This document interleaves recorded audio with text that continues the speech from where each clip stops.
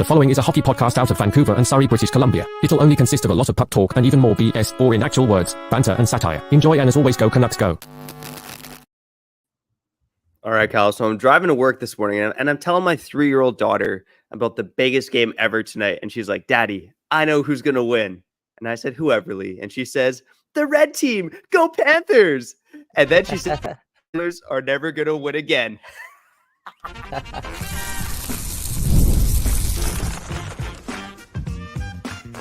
You're Locked On Canucks, your daily podcast on the Vancouver Canucks, part of the Locked On Podcast Network, your team every day. And no matter what happens tonight, my daughter made my day. Now let's make your day here. Welcome to another episode of Locked On Canucks. My name is Trevor Beggs, co-host of Locked On Canucks, and also a Canucks writer since 2013, currently with the Daily Hive Vancouver. Before we dive into today's episode, we got to thank you for tuning into Locked On Canucks, because guess what? It is your Canucks every damn day. Part of that Locked On Podcast Network, doing the most for sports fans across the world. And you know what? For our show here at Locked On Canucks, if you haven't done so already, make sure you go subscribe, like, follow us for free on YouTube or wherever you listen to podcasts. Also got to shout out FanDuel, okay? Make every moment more as playoffs wind down. The sports stop sporting like we want them to. But this summer, FanDuel is hooking up all customers with a boost or a bonus daily. That's right. There's something for everyone every day, all summer long. Go visit FanDuel.com/lockedon today to get started. Now, I know Kyle Bhawan, he often calls me the darkest guy on the program, but today I think it's Kyle that might be the darkest guy on the program. You know, he's the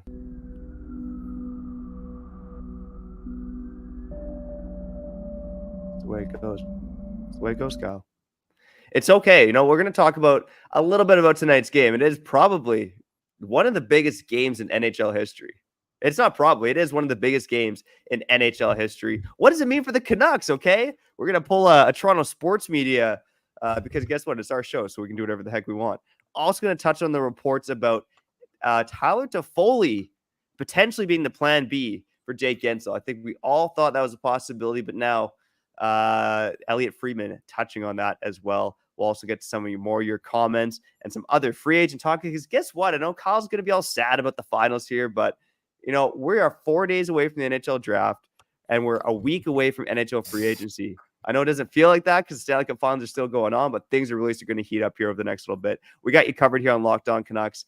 And again, I wouldn't be doing as good a job without my co-host, Kyle. I know you're sad. I know you had a good cry before the show started, but how you doing, buddy? Yeah, definitely one of the more darker moments of my life. Not only what's what's about to happen. I can't even talk, man. This is hard, man.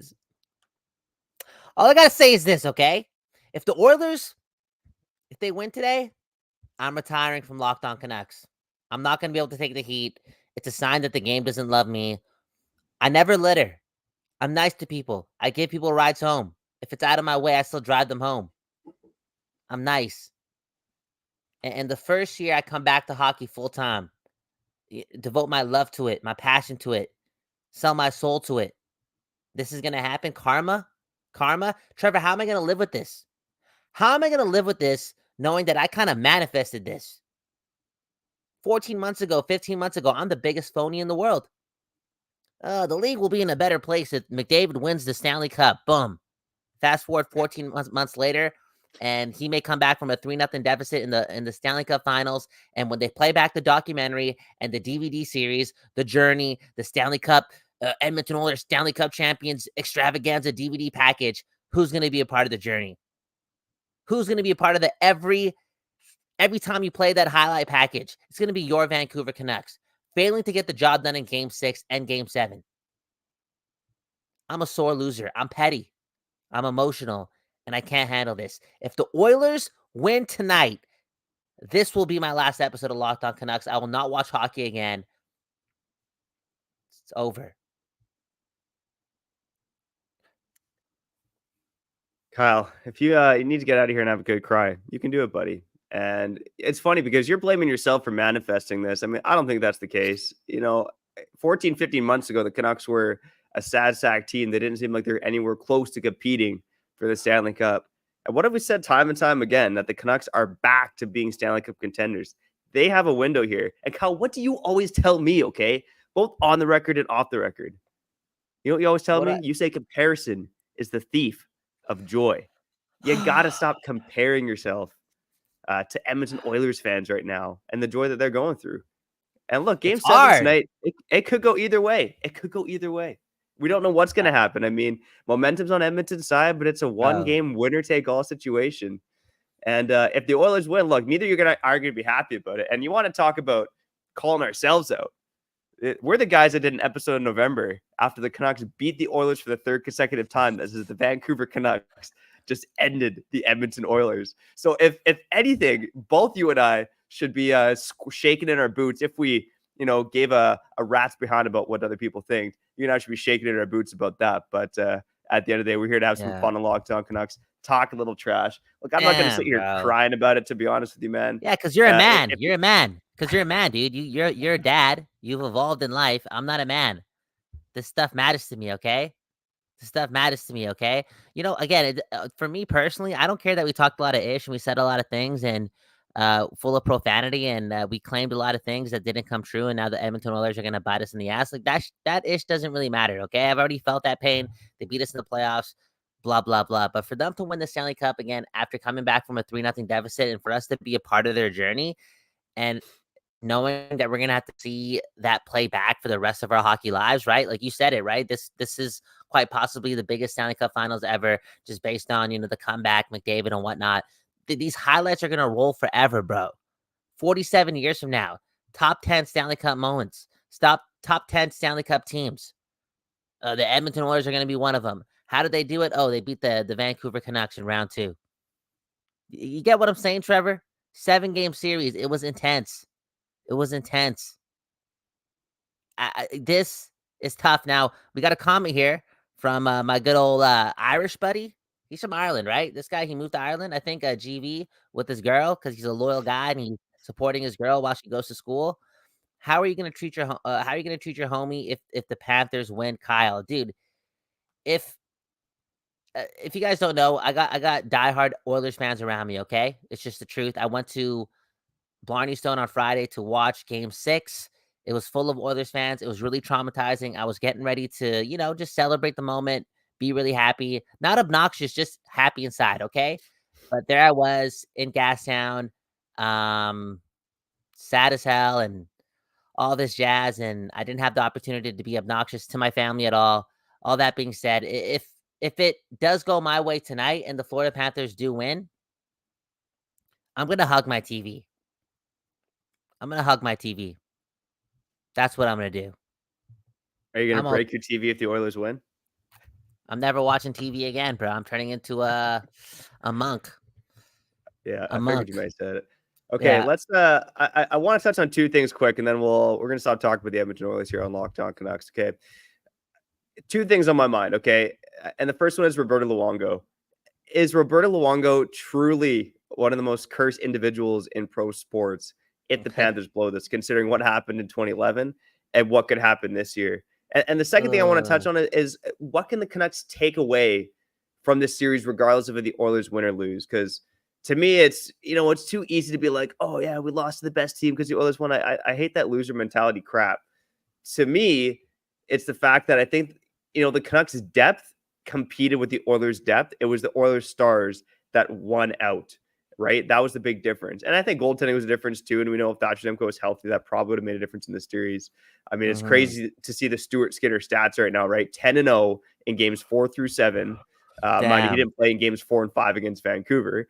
But 10-0 in games 4 through 7 in these playoffs with a 1.50 goals against and a 940 save percentage. Those are insane numbers. Now, I think it's mainly the Oilers defense who's done a great job in front of him. So I think Skinner's stat line looks great, but I don't think he's had to be incredible. I think the Oilers defense has been, the main difference. So for me, the big takeaway for the Canucks is the Canucks stars have to level up, and they're not going to get to McDavid, Draisaitl level necessarily, but Miller, Pettersson, Hughes, they all have to level up, okay, and carry this team. The depth's got to perform, but the Canucks stars got to be on a Conn Smythe level. And we talked about it, that energy Yeah. in the playoffs, they got to be on that level and this team's going to win the cup. So touch on either of those things, both the Luongo curse and what the Canucks need to learn from the series, what they should take away. I'm not really attached to the Luongo narrative. I'm sorry. That's just not something that I spent a lot of time holding on to when watching this series, only because Luongo doesn't play. Like it'll be a beautiful thing to see him lift the cup in a suit, but right now focus on the hockey players, and I just feel as if he has no role in this. You know what I'm saying? They're in Game 7. They're in the Stanley Cup Finals. Like his job was done, right? Like success, whatever hand he had in developing this Florida Panthers team over the last 2 years, he has succeeded with flowers. It's not his fault. It's on the players. It's on the coaching staff, right? To seize the moment and in this case, like get one more win. And it was quite apparent in Game 4 that the Panthers thought this one was wrapped up. And that's a dangerous thing to do when you're playing a team who has the brightest stars in the world. And to touch on your point, yeah, it's pretty obvious. Like, that's one thing the Canucks can learn from it. Like, yeah, you need your best players to be your best players. Yeah, you need your role players to do their thing, blah, blah, blah. It all comes down to execution, right? And I think we can be more specific and just be like, yo, Pettersson, you were horrible in the playoffs. You were horrible. You were one of our worst players up until Game 6 and Game 7, where you kind of stepped up and you woke up a little. That's got to change. That's got to change.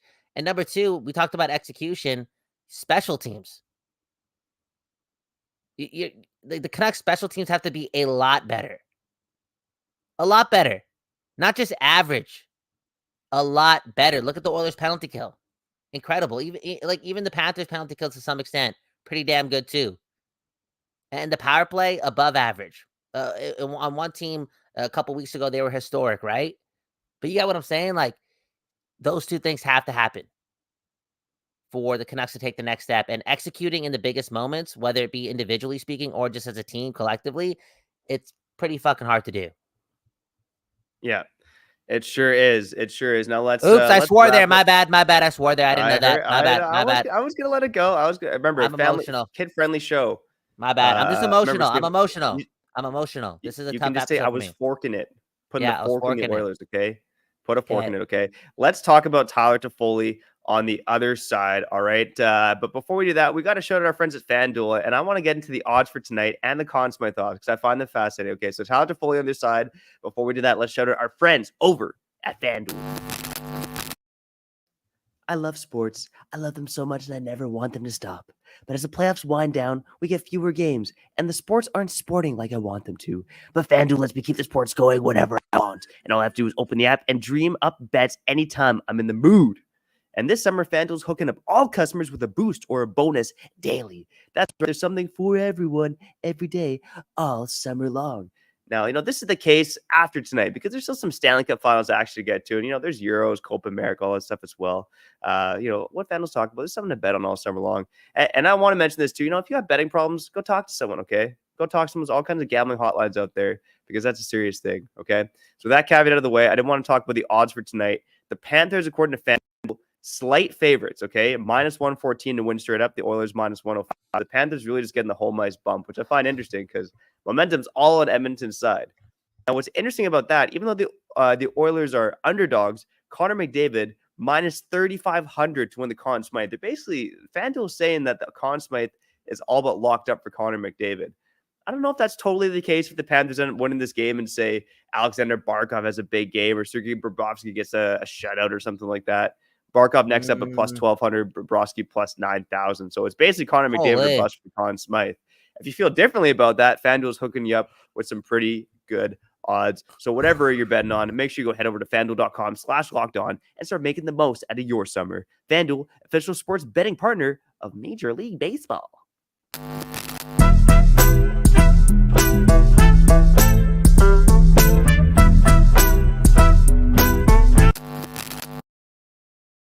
People, we back doing this and finally talking about your Vancouver Canucks after 14 minutes of just being petty, man. Okay, Trevor, I'm sorry, man. I'm sorry for dragging you down with me, for real. I know the thing to do as a 31-and-a-half-year-old sports fan is to stay focused on your team. right? Straight up. Don't worry about what everyone else is doing. Just keep it moving. Keep it moving. Don't carry anything with the success of another team. Don't be jealous. But here I am. In some way, shape, and form, I feel like I'm embarrassing Canucks Nation. I really am. By openly being so traumatized by the potential result of tonight's Game 7 game. And for that, I'm somewhat sorry, but at the same time, I'm a real dude. I'm genuine. I'm emotional. And Trevor, I'm not that Canadian. I'm not that Canadian, okay? No, for real. No, I'm no, not no. that Canadian. Don't even tell yourself that, man. Okay, just because you don't want to cheer for Edmonton doesn't make you any more or less Canadian. Don't. Okay, that Canadian fan, let's win the cup crap. We all know that's for casual Dude, fans. It's a casual fan narrative. Oh, my family's all buddy. on me about like, oh, why aren't you cheering for the Oilers? No, I shouldn't say it. My parents get it. My parents, we grew up cheered against Calgary in 04, against Edmonton in 06. My parents understand. But pretty much everyone else in my family, both in my side and my wife's side, is like, why aren't you cheering for Edmonton? Well, come on. It's Yeah. a great story. It's a Canadian team. I'm also not cheering for the Canucks rival and the team that knocked my team out of the playoffs. I think, come on. Most people here on Locked On Canucks, they get it, okay? Our listeners, they get it, okay? They're not cheering for Edmonton. I guarantee 90% of our listeners are not cheering for Trevor, Edmonton, okay? You're not me, okay? You're not a Findu named Kyle Bauman, who again leaves his emotions on his sleeves and posts a lot of videos, okay, including on TikTok. You know how many people are coming after me? You know how many Sarahs? You know how many Georgias? You know how many like Karens? You know how many Marks are coming after me right now for not being Canadian? I said that in one of my videos, and they're like, "Oh, trust me, we know you're not that Canadian." Okay, That- guys. Okay, you partial racist. Relax, okay? Know this. When Team Canada is about to play in the Olympics, I'm Canadian. That's when I get my Hockey Canada fix on. Straight up. Anyways, go Canucks go. Tyler Toffoli, talk about it. F the Oilers, man. Go Panthers go. yeah. When the Panthers win today, I'm hugging my TV. I'm kissing my TV.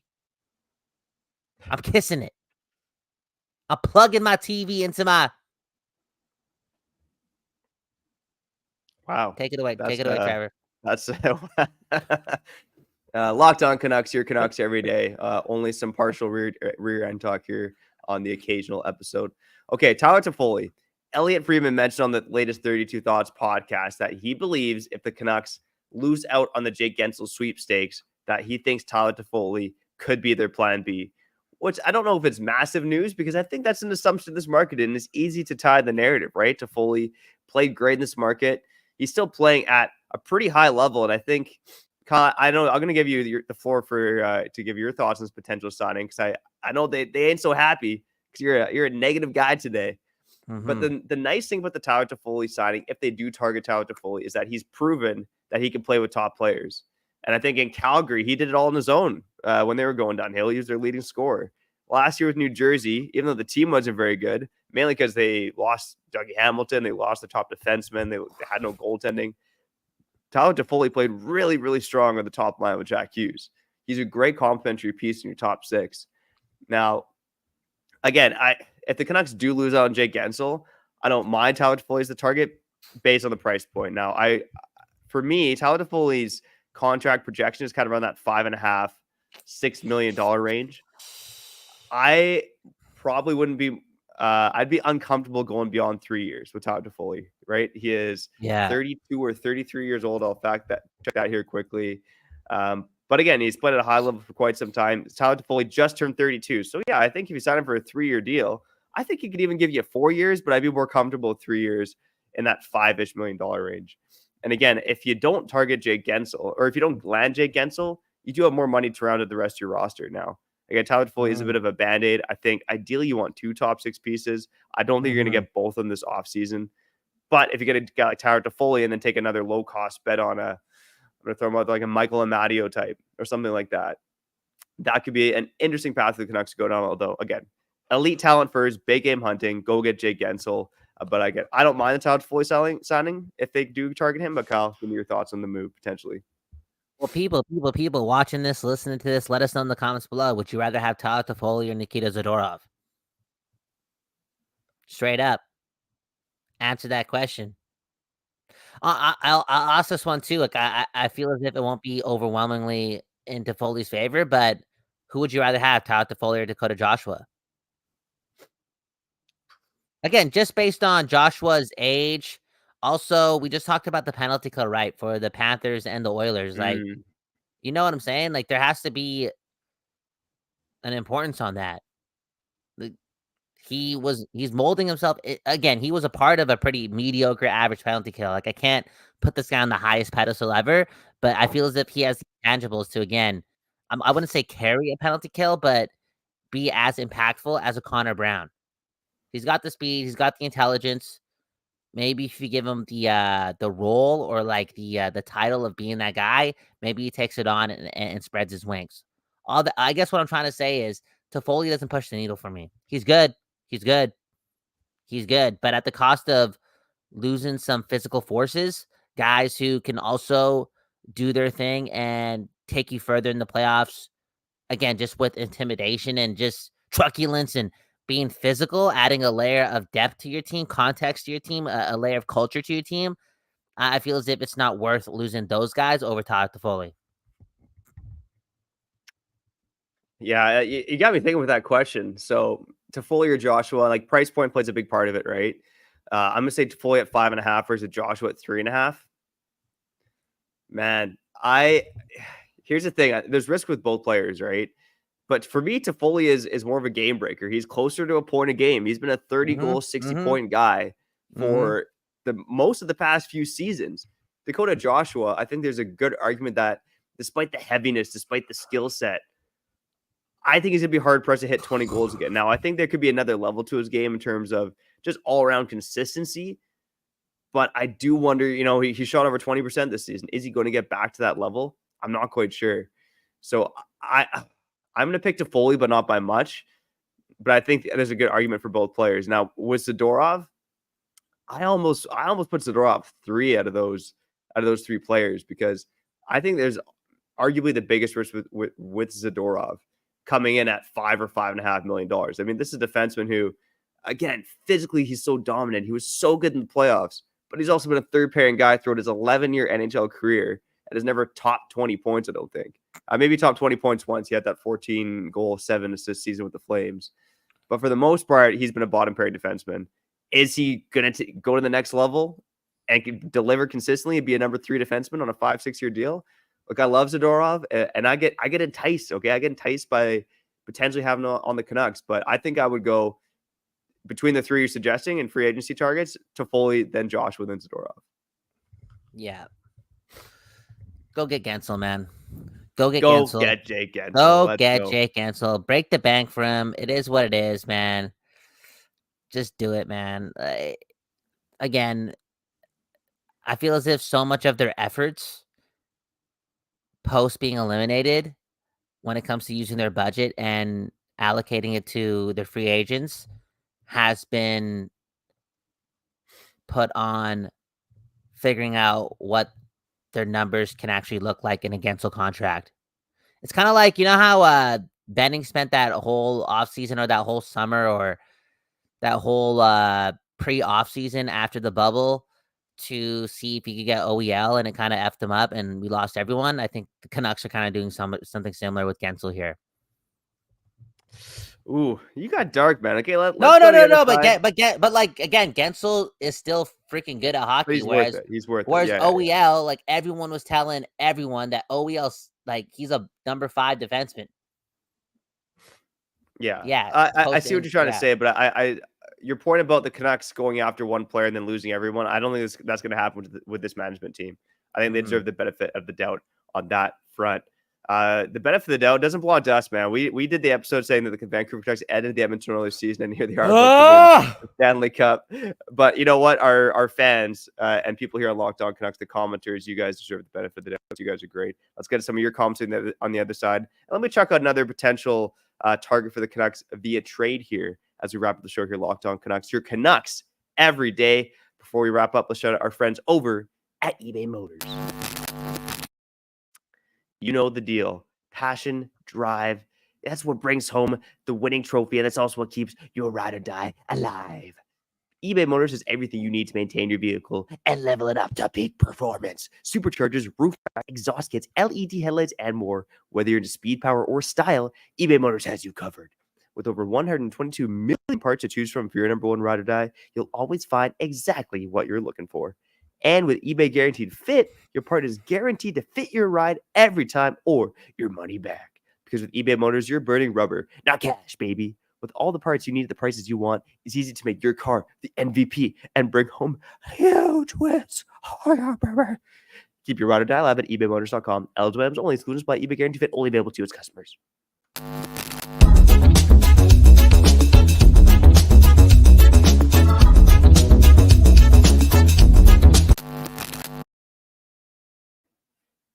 People, we are back doing this, and that's talking about your Vancouver Canucks and the NHL and my pettiness and my emotional swing with the game of hockey. Let's be honest and let's be real. I got a lot of growing up to do, and the more and more success I see from the Oilers, the less and less I can get over what happened 29 days ago. Is it starting to make sense now, Trevor? Like what Makes I'm sense. going through? Yeah. You see what I'm saying? Like the fact that they keep celebrating, it brings me back to their shenanigans post beating us. And it's like, I just want to get over that moment, man. And how sick would it be, Trevor? Canucks fans, hit the like button for this right now, okay? If you're watching this live, if you're watching this in post, hit the like button for this. How beautiful would it be for the season to end tonight? Because it is going to end tonight. And for the Panthers to do what's best for us, and that's beat the Oilers. And then we can just move on. Move on to next September. We can move on to the offseason because it's going to happen like that. Just instantaneously. Look what's happening this week. The draft, free agency next week. Like, it could all happen so quickly. We can move on so quickly. And that is impossible if the Oilers win. If the Oilers win, what are they going to talk about tomorrow? What are they going to talk about on Wednesday? What are they going to talk about on Thursday? Every single time a team drafts a player on Friday, what are they going to say? We'd like to congratulate Connor McDavid and the Edmonton Oilers for winning the Stanley Cup with the 246th pick in the entry draft. The you know what I'm saying? The Utah, whatever we're called, are proud to select. I don't want to hear it. I don't want to hear it. You know what's crazy about this? More Vancouver Canucks fans are upset about the outcome of games 4, 5, and 6 than Panthers fans based on quantity. Not ratio, quantity. This is crazy, man. Hit the like button. If this video gets 146 likes or 12, the Panthers are winning the Stanley Cup tonight. Oh, I already believe it because my daughter told me this morning, and those Beautiful. kids that you might think they're crazy and they say some weird stuff, but sometimes they know a thing or two. And my daughter said the red team's going to win. So I believe her that the red team is going to win. Okay, a couple comments before we get out of here. Okay, GV, shout out to GV all the way from Ireland. I wonder if Lou gives a speech to all the boys pregame. Kyle, what do you think if Luongo says a speech to the boys? What do you think he's saying? Honestly, he's probably looking at Bobrovsky and saying, yo, be honest with the boys. If you're hurt or if you're nervous, let me know. I'll go in the game. I'm pretty sure he still has some years left on his contract. He could probably do it and not get in trouble for it. For real. How about this comment right here? Okay, hypothetically, this comes from Mother Knucker 22. I don't know if you know who Mother Knucker is. Okay, if you look at our Discord, this guy must be either part of a trust fund or just, again, the coolest dude in the world because he's living life. This guy's doing something different every day, and doing the coolest of things, right? Playing beer league, going to freaking amateur wrestling events all on the daily and watching Locked On Canucks. But look at this question, okay? Hypothetically, Kyle, would you be cheering for the Bruins versus the Oilers if, the Bruins were the Florida Panthers in this situation? And the answer is yes and no. Yeah. Okay. Go ahead. I was going to say, I'm going to be honest. The Oilers beat us this year. They beat us this year. Yeah. They went to war with our team this year. They went to battle. Bro. You know what I'm saying? Connor McDavid tried assassinating Quinn Hughes with his stick in games 1 or game 2. They went to war 30 days ago. You know how unloyal that is to support the other group of men who are attacking the group of men, the group of sweaty men that you love? You know how unloyal that is? You're doing it now, 30 days later. You are somebody that I cannot trust forever. You are somebody that cheats on their significant other the moment they forget to take out the trash. Way too soon. Holy, that went to another level. Look, I'm I sorry. think That's if dark. it was the Bruins and Oilers in the Stanley Cup Finals, I think I'd be pulling a Calgary Flames fan and just removing myself emotionally from the final altogether. Because you're a Flames fan, what you're cheering for the new home of Matthew Tkachuk, you're cheering for your arch rival. I mean, it's a tough one for Flames fans. I think for me, Kyle, I would agree with you. I'd probably be cheering for Boston over the Oilers if I had to pick one with a gun to my head. But at the end of the day, seeing Marchand lift a cup, versus Connor McDavid and the Oilers, they would both suck. I think I would just give up on hockey for a couple weeks. If we did not play them this year in the playoffs and the Oilers made to the finals, I think there'd be like a 4% chance that, or 10% chance that I would be under the radar cheering for McDavid. You know what I'm saying? Because again, 14 months ago, I manifested this. I said that this would be good for the league. And now I'm just hating my life. So like, Trevor, can you read a couple more comments? I just dropped my phone. I'm going to start crying, man. I'm going to start crying, bro. Yeah, well, here's one to make you think about your if saying if the Oilers were going to become a monk. Mother Nucker, shout out to Mother Nucker all the way from Dallas, saying monks also don't get laid, Kyle. So let your girl know she won't be getting any more of that Hindu loving if you become a monk. So something to think about, man. Something to think about. No. Wow. You know what? She would love and appreciate me without that, man. Because our love is on a spiritual level. Our love is on a universal level. You know what I'm saying? I'm getting emotional. Oh man. Okay, let's shout out one more comment here from GV. He says he has it on good authority that Toffoli never wanted to leave in the first place. It will be a treat to get him back if the money is there. Look, here's a reminder that the Canucks have some of the most cap space in the NHL. Again, they got a lot of decisions to make. They got holes to fill, but they have some of the most cap space in the NHL. So the money is there to sign Toffoli. The money just won't be there if they target Jake Gensel and want to improve their defense, right? So I think Toffoli, I like him as a plan B in that $5-ish million range on a 3-year contract. I'd much prefer Jake Gensel, but I would side with GV. I think I'm more optimistic than Kyle about if Toffoli comes home. I'm happy with that. He's proven he can fit in. He's still only 32 years old. I think he's got a few years left in the tank. Bring Toffoli home if Gensel's inside. Yo, can I ask you this question before we get out of here? Is Jake Gensel, like, I've watched like maybe 20 games of him, right? He's really good. And I feel like he is fast and he's quick. Like, he's not like extremely fast though, you know what I'm saying? But he's got like that tenacity to his game. So in theory, I'm going to just say that adding him to the team will improve our team speed vastly, okay? And that's important. So circling back to Tyler Toffoli, if we don't get Gensel, yeah, like it's better for us, but I'm concerned about, again, a flaw of ours, and that's the team speed.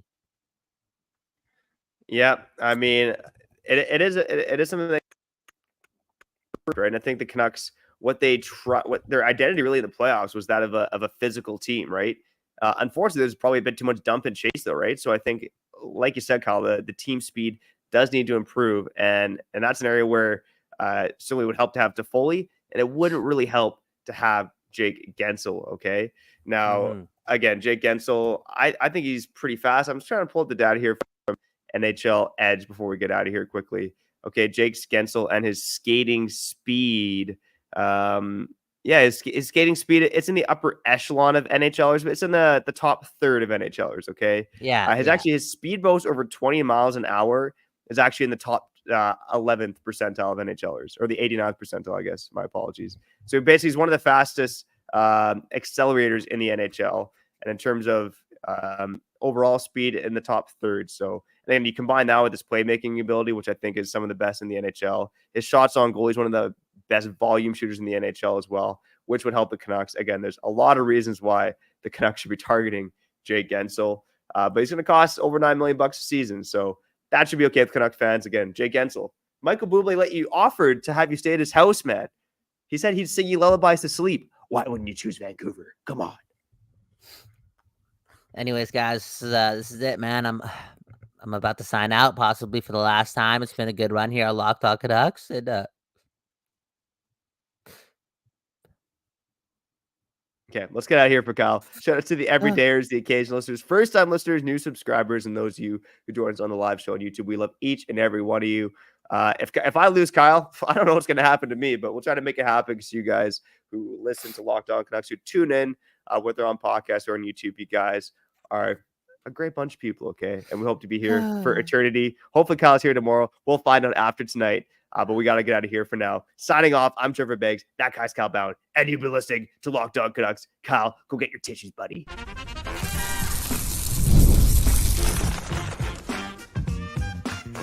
Your Locked On Canucks, your daily podcast on the Vancouver Canucks.